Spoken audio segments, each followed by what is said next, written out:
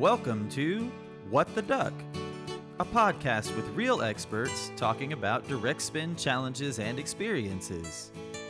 And now, here's your host, SourceDay's very own manufacturing maven, Sarah Scudder. Thank you for joining me for What the Duck, another supply chain podcast brought to you by SourceDay. I'm your host, Sarah Scudder, and this is the podcast for people working in the direct materials part of supply chain.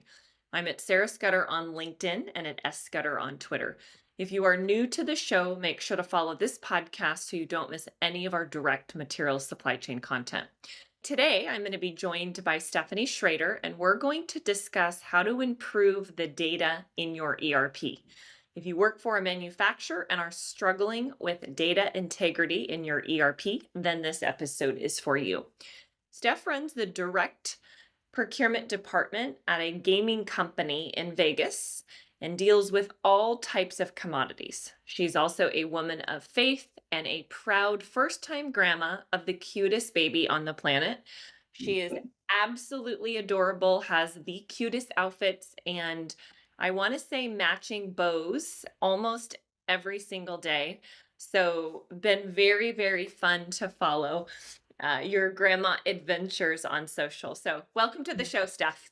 Thank you. I'm so excited to be here and always excited to talk to you just in general about life as well as work things and the baby.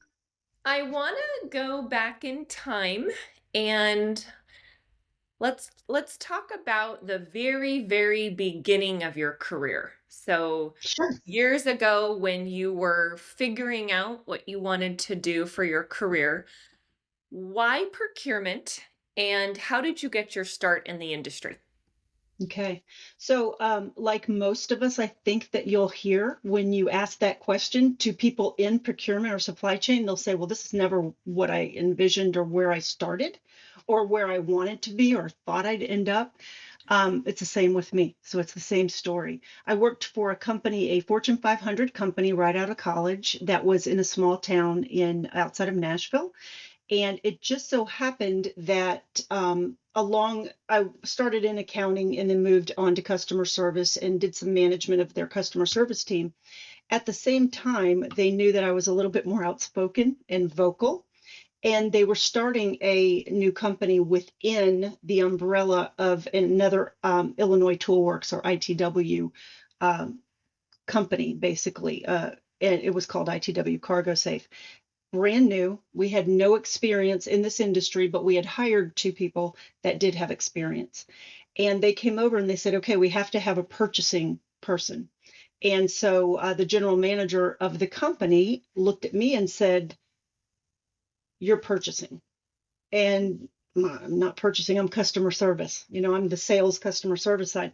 No, you're going to be purchasing, because the one thing that stood out to him is he said, you may not know how to negotiate, but you don't take no for an answer, and you're not afraid to ask. And I think any of us that are in procurement, sourcing, supply chain, when it comes to dealing with suppliers, the biggest failure, I think, is that we just don't ask. Oh, I can't ask for that. That's too much. He knew that I would get on the phone with China, with Korea, with wherever I needed to be, down the street in Tennessee, and say, that's too much. We can't pay that. Come on. What can we do so you win and we win? So I ended up in purchasing. Greatest thing that ever happened to me in my career.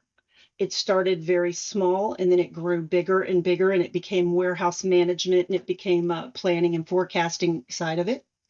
But I loved the actual procurement part and the sourcing part. And so that's really where, over the years of my career, I decided to focus. And that's what I would say is my expertise.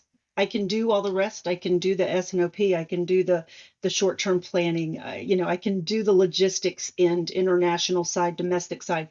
It's not my love. My love is the actual buying, setting up the processes, developing the supplier relationships, negotiation. And I've just never looked back. It's a great career.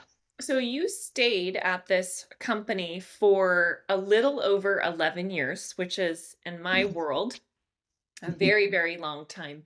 Why did you stay so long? A couple reasons. So one, I was new in my career to begin with, and when I graduated from school, times have changed since. Now if we flash forward to where my kids will keep a job for a couple years, and then we jump and we move and we shift, and what's better and what's going to get me to where I want to go. Really, if you think about 15, 20 years ago, it was more, where can I go and where can I be of value and where can I learn? And I was all about that sponge mentality of soak it up, learn as much as I can, as much as I can. I got lucky that in a small rural town outside of Nashville, there was a Fortune 500 division company there out of Chicago. So I got with the procurement side came the trips to Chicago to corporate, the China, the all over the world trips to be able to negotiate and to see how things were done in mainland China, in different places like that.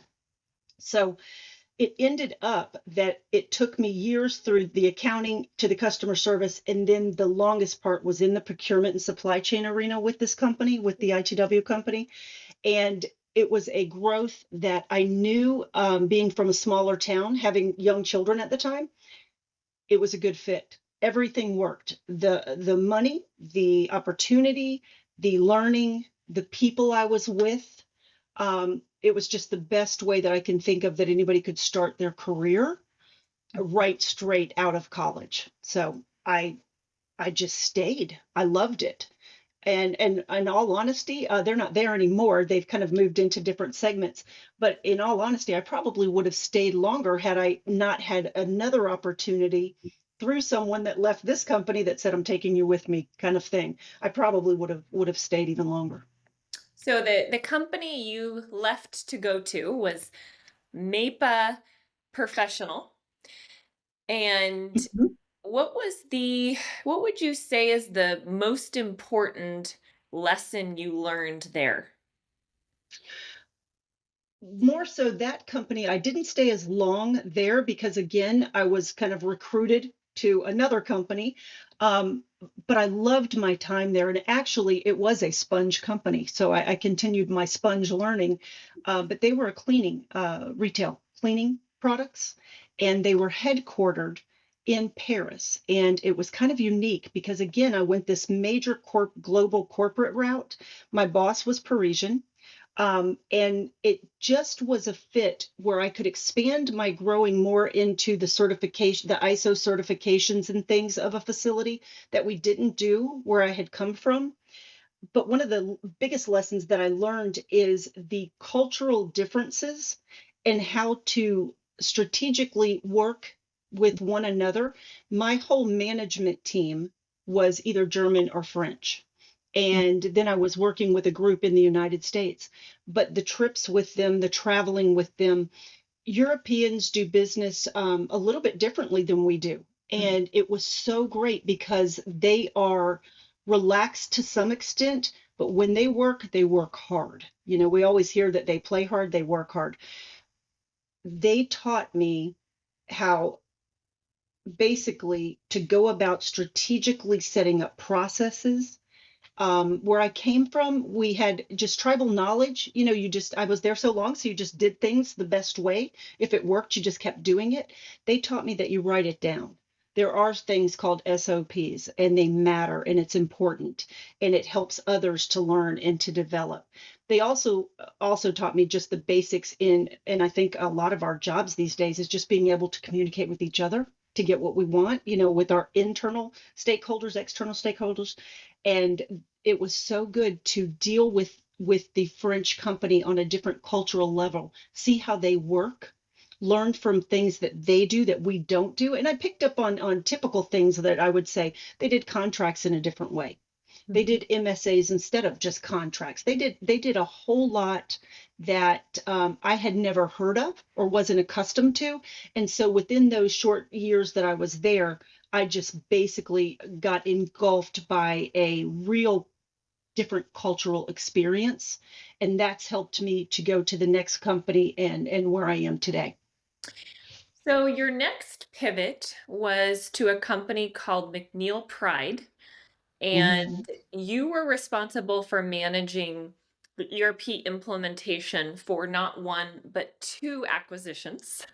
Yes. So, what did you learn from this? Because I think almost everyone who listens to this show works in direct materials procurement and manufacturing and in some way interacts with their ERP and has Well, probably lived through some sort of ERP implementation or upgrade. And it can be an absolute nightmare and train wreck and very, very stressful.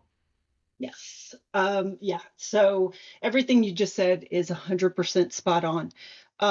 We've been on some, and I think I've actually been on some talks with you before where we've talked about things that can go wrong and things that can go right. Um, ERP is critical to any business, especially on this side that we are on. I mean, you have to have something that, especially with a larger company, that helps you plan and helps you plan um, a little bit more accurately and ties in all the pieces from the financial to the planning team to the sourcing team, possibly to the procurement team, customer orders that are coming in. Everything just gets molded together.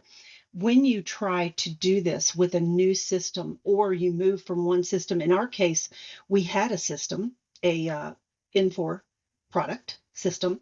We were then moving over to NetSuite, and trying to decide between, do we use both?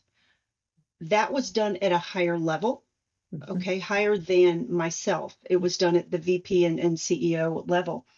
What I would say is you need to engage the stakeholders, people like me, and actually the people that were under me that worked for me. They need to be a part of that decision because they're doing the work every day. So what happens is we decided that we were going to scrap NetSuite and stay with Infor.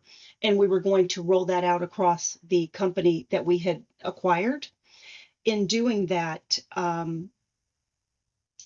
without talking to everyone and seeing how little things would affect them, it was extremely painful. It took a long time. And in the end, they actually did not move forward with that. They went back to Netscape.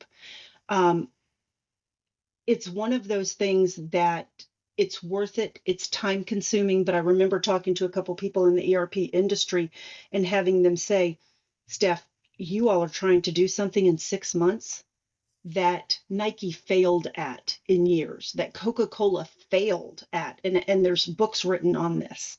It is important to do it slowly, do it right, and engage the correct people. So, like I said, in the end, they realized some of the issues and said, okay, stop, time out. Let's just go back to the way we had it.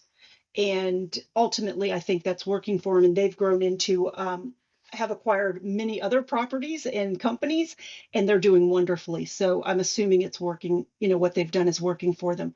But they did, that's one thing you have to know. We all have to know, personally, professionally. I've made a mistake. This isn't going to work like I thought. Instead of just charging ahead and forcing it on everyone, stop, back up, analyze it, refocus, shift, and say, nah, this isn't going to work for us, and then tackle it a different way. And that's what they've done. So, next, you went to a company called Pride Sports and were there just about 15 years. I know Yeah. them not only because you work there, but I'm based in Austin now, and Yeti was one of their big competitors. Yes. Yeah. And Yeti is based in Austin and has a very, very large presence here in Texas. Yes, they do. They do. So that was technically, so the McNeil Pride Group engulfed that part of my career too. So what I just spoke to was really talking about the company that was a competitor that we purchased, where we came in and said, hey, we're going to switch over to the system we're on. And in the end, it didn't work. It was a company like Yeti, a company like Orca Coolers. They're e-commerce based.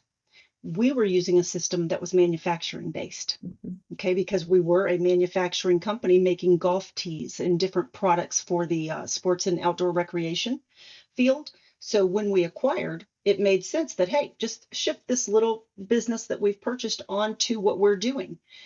And in the end, the software, the platform ERP they were already using was more e-commerce based and worked better for them. than what our product was. Okay, so that's when they decided scrap it and go back. But part of the same organization and part of the same time frame of my career. So, one of the things that really stands out to me about you is I feel like you are a big advocate for supplier collaboration more than most Mm. people I know. I feel it's kind of a core to who you are as a supply chain professional.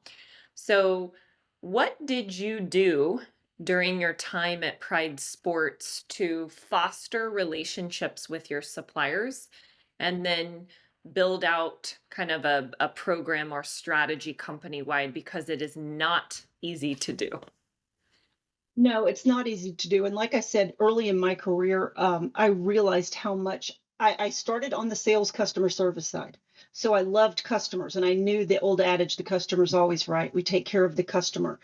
As we moved into procurement early in my career, and then as I've grown it, one of the things that was put in place by a general manager that I had at ITW was let's start a three deep process. And what does three deep mean? We need to have three contacts, whether it's supplier, customer, whatever, GM, it doesn't matter. At the company that we are working with, you always need three contacts. So I made that kind of one of my goals to always know, okay, so I'm dealing with on the procurement side, I'm dealing with you, the supplier. But if you leave that company, I'm stuck, I'm out of, I've got the relationship with you. So I always tried to get to other people there and include them so that I did have other contacts that felt comfortable with me.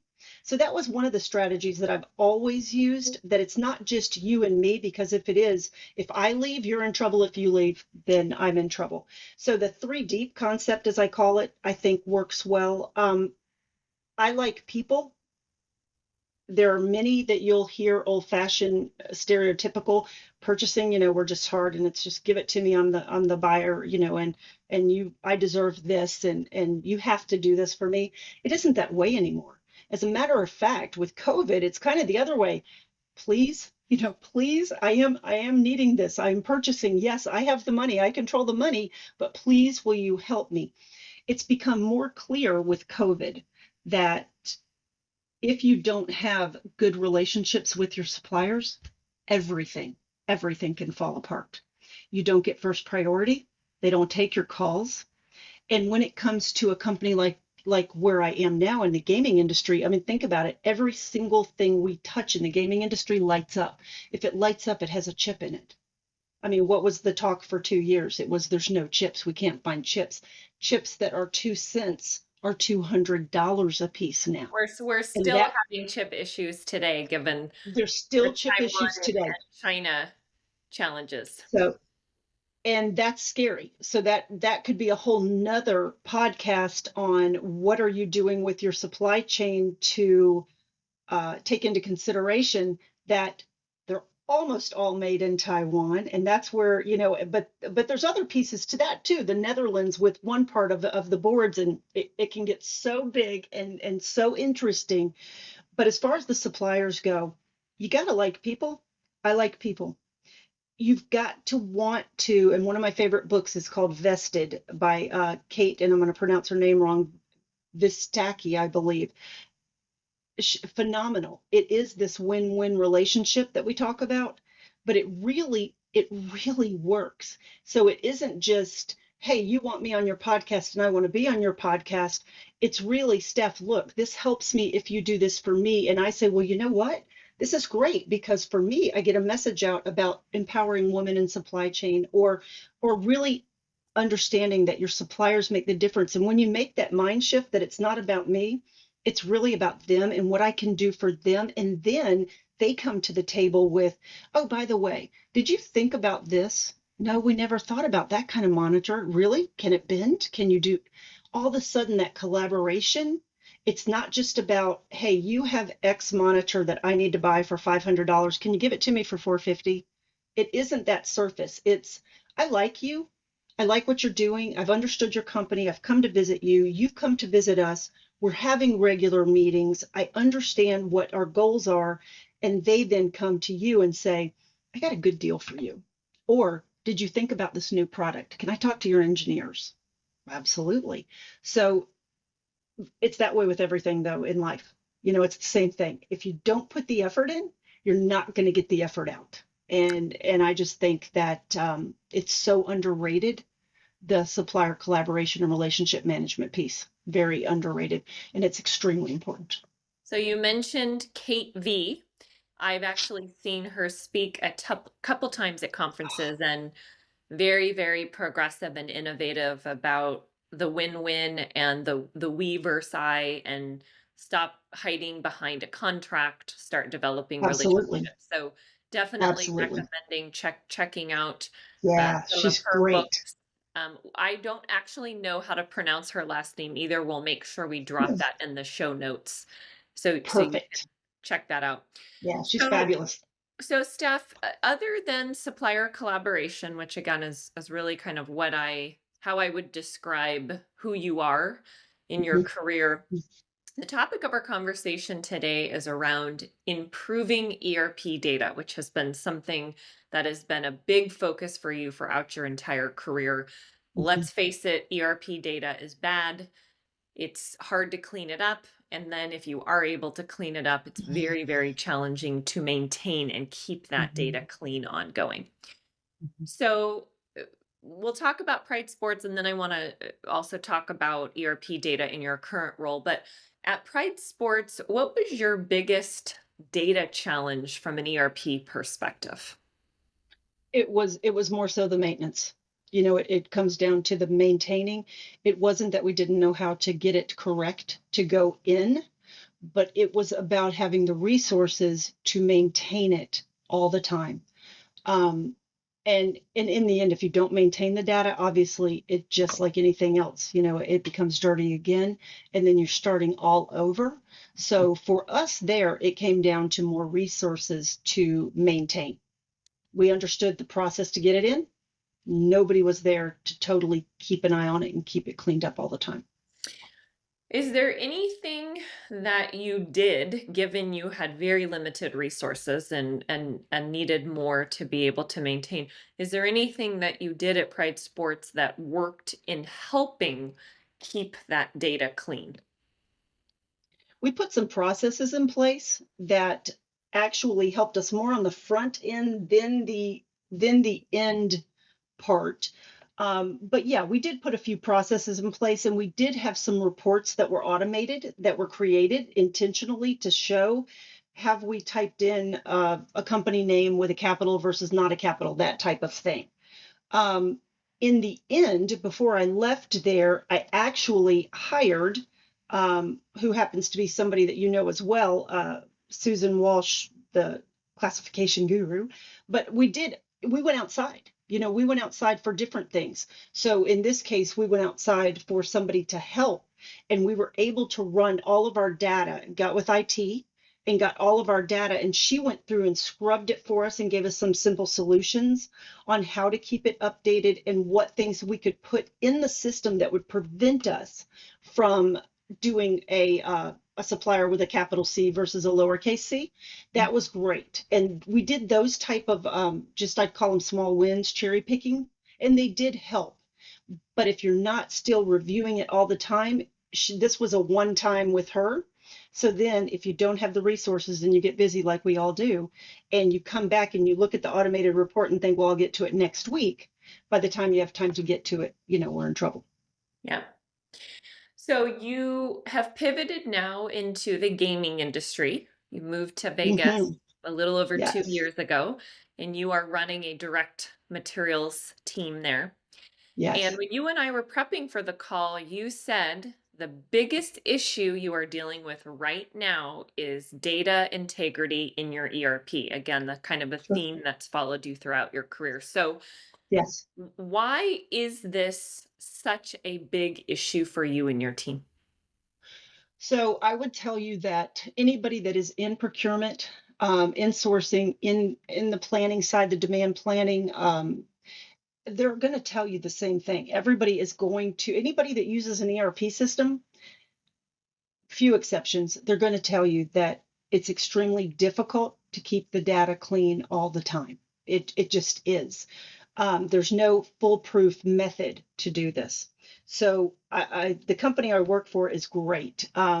It's a lot more robust system that we're using. There's so much intricate detail that goes into it that it really, really becomes challenging, because not only can you put a supplier name in here, but you can embed it here and here. So when it comes out on your report and you see it with a capital and a not capital, who did it? Where did it start from? Was it here, here, or here? Instead of just going one place and saying, okay, all of these are in one little place, go in and tweak it. It's not the same. I am in a different ball game. I just went to the big leagues. And so it isn't just our company. I just want to make sure that I'm clear. It isn't just our company. Everybody's dealing with this same thing. And whenever I get on a talk like this, it's always you too? Yeah, you too.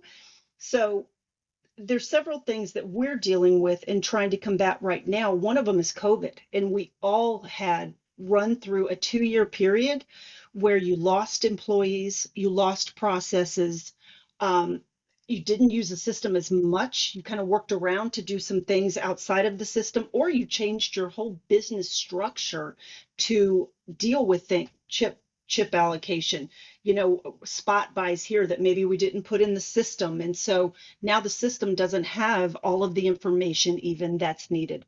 So I think many of us are dealing with those cleanup challenges that wouldn't have necessarily been there if we hadn't gone through what we did. But we're going through the typical thing that has followed me, and it follows almost all of us in this field. It is getting the data right to begin with and then maintaining it. In my case, I'm dealing on a much larger scale, and there's many larger departments. So it is collaborating, pulling the right people together with IT to be able to say, okay, is the best solution on, let's just pick something like payment terms. We can have payment terms here, say net 60, and for the same supplier here, say net 90. Mm-hmm. How do we match that? Do we put it in one or the other? What process will we put in place that's going to foolproof that now we're not putting it in two places, we're putting it in one place, and here's the primary person that's going to do it. Something else that we're looking at that I recommend for any company, if you have the money to do this, the resources, is that we are looking at an actual department, and department can be 1 or 2 people. Okay, I don't mean hiring 50 people, but looking at designating a couple primary people to be the ones where we centralize and funnel a lot of the information and data flow through. So if it's a new part setup, if it's a supplier setup, that there's some checks and balances put in place. So we've made great strides since I've been there on other people already starting to do some of this prior to me. And I just come in because I love it and just want to jump right in and help. But yeah, we're doing some great things, but it's going to take some time. ERP cleanup doesn't happen overnight. It takes buy-in from the top, which we have, and it takes a lot of work and a lot of hours. And generally speaking, Sarah, you need the people that are doing the work to do the cleanup. We can go hire from a temp agency, clerical people to come in and just key punch in things. But if they don't understand where they're putting it in and what effect that is going to have on the order entry team, we got a problem. So it's a very, very delicate balance of how to do it correctly, and then who's going to keep it clean going forward. The first time somebody leaves and had the process in their head and the next person comes and doesn't keep it clean, all of a sudden we're over ordering, we're under ordering, we're not meeting expedited rule that's in the system. There's so many things that can happen. It's critical. It's probably it's up there with me with the supplier collaboration, is making sure that you can trust for business decisions what's in your system. Nobody likes to go to their boss and say, God, I'm sorry, it took me a week to get you this report, because I had to vet all the data. You don't want to be in that situation. So it's critical. It's critical for the people above me and the CEOs. They want to know what they're looking at is correct. They don't want you to come back after they've reported on something and say, oh, wait a minute, hold on. We just found out that we left out this information because it was coded to a different warehouse. That's that's a job killer for for some of us. So you don't want to go there. So I hosted a panel last month and I had four different types of people on talking about ERP data accuracy. Susan Walsh, who you mentioned, was one Mhm, of the panelists.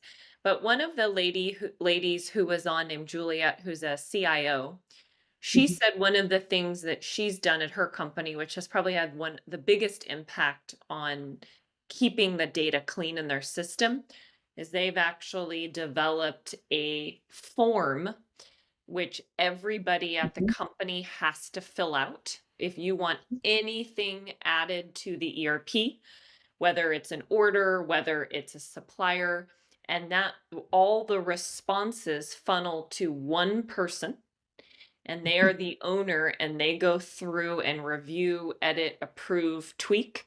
And they said that has really helped clean up a lot of the challenges that they've Yes, had. Now, you have to have resources to have a person who's owning correct. that, right, company wide. And you have to have buy-in from the executive team that says, if you do not fill out this form, your order will not happen and or your supplier will not get set up. But I know that's done wonders for them. Yeah, and that's where we're headed. And we talk every day about, hey, we really need a new part setup form. So we're headed down the exact road that she's already gone down, and it's working for her. I believe it would work for us too, and we've done little baby steps towards that. But I believe that's where we're headed as well. Now, one of the other things you mentioned to me when we were prepping for this about the bad data in your ERP is ordering excess inventory that you don't need, ordering too Mhm, much. mhm. Why is this happening and what are you doing to resolve it? Because I think this is something that's pretty common for manufacturers. So it's unique to the company as far as the way that they plan and the way that they order. For us, there's several things that come into play. One, and it can rely on different departments too. So the department that I run, the procurement department, I can tell you when I came back a year ago, we weren't actioning the ERP exceptions as quickly as we needed to. So if planning had put in a forecast and we've got our hard orders coming in, and I won't get too technical and all that here, but if all your demand is coming in and you see it and things have changed, your demand has, let's say, dropped, and you're getting actions that say move this out or cancel this, you have to really jump on those things quickly to be able to limit the inventory that is being built on a hard PO. You have to update your suppliers as well. We have an internal sheet that we send out. It's kind of a consolidated MRP that we send out to our suppliers each week so they can kind of follow with us. Hey, yes, we do have these purchase orders down here on you. However, the system is saying we don't need it this week, we need it this week. Or the opposite. We don't need it this week, we need it tomorrow. So they can kind of follow along with us, and that helps us somewhat on that. Some of it is a forecast is just a forecast. So when we go to sales and we get that number, and there's no way to make that 100% accurate, we can all try and it doesn't work. So we could be over driving based on higher expectations that we hope. Maybe it's a new platform where you're going to really go heavy. And in our industry, maybe one platform does better than another unexpectedly. So all of a sudden, you have PO coverage out there based on a forecast, based on expectations, and it's fairly significant. And within a matter of a couple meetings, 6 months later, it's like, oh, let's pull this down 20%, but this one's going up. Instantly, then we have to go back on our side, talk to the supplier and say, okay, wait, big changes. Now we have forecast meetings with suppliers and we do all of the right things. But if you've had a PO on a supplier for 6 months and now you think you're going to be able to cancel it or reduce it, that becomes a challenge. And it could cause excess inventory. And we've gotten smart about things. Maybe do not produce everything for us at once, maybe hold parts and then produce, closer to the time so that you don't have labor involved. If you would have to cancel something, you just have the parts. Maybe we could use the parts in something else. Maybe we could sell them, help the supplier sell them. So we get very creative on the things that we do. But overall, there's no way to prevent excess. It's a matter of, in my mind, limiting the exposure. How do we get how do we get it down to where it's really manageable? And it is difficult, and it takes all parties, all teams. It takes planning to put it in and be able to update their demand more quickly. It takes us actioning from procurement quickly, and then it takes us getting with our sourcing department to say, hey guys, guess what? We got to cancel something and they already have some parts here. Can you help us negotiate how to handle this better? So full collaboration on trying to keep the inventory levels, and very challenging in the industry that we're in, because everybody wants the latest greatest. It isn't a purse that you're going to, a handbag that you're going to carry for, a year and be happy with it. It could be 6 months and then, hey, what's the new one? We want the best, we want the shiniest, the glitziest. We're in Vegas, we want all the cool bells and whistles. So you can very quickly kind of hit a road stop where you need to go with something different. And it does pose challenges, but we handle it pretty well. Well, thanks for discussing how to improve the data in your ERP with me today, Yeah, Stephanie. Where would you yeah. like to send people to find you? I am at Stephanie Shrader at LinkedIn. That'd probably be the best place. If you missed I'd anything, love to hear from you anybody. can check out our show notes. You can find us by typing in What the Duck, another supply chain podcast directly in Google.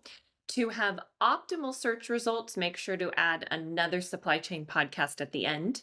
To ensure you don't miss a single episode, make sure to follow this podcast and subscribe to us on YouTube. I'm at Sarah Scudder on LinkedIn and at S Scudder on Twitter. This brings us to the end of another episode of What the Duck, another supply chain podcast. I'm your host, Sarah Scudder, and we'll be back next week.